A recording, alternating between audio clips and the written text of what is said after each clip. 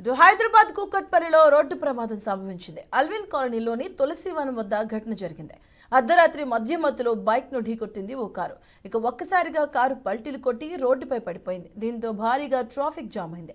స్థానికులు వెంటనే ఈ విషయాన్ని పోలీసులకు తెలిపారు. రంగంలోకి దిగిన పోలీసులు ట్రాఫిక్ ని క్లియర్ చేయడం జరిగింది.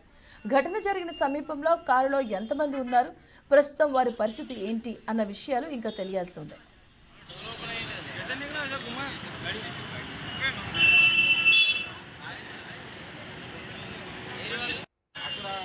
మోటార్ సైకిల్ గుద్దాడు, కారు ఇట్లా అన్నాడు, టిల్ట్ అయిపోయి తిరగబడిపోయింది. దానికి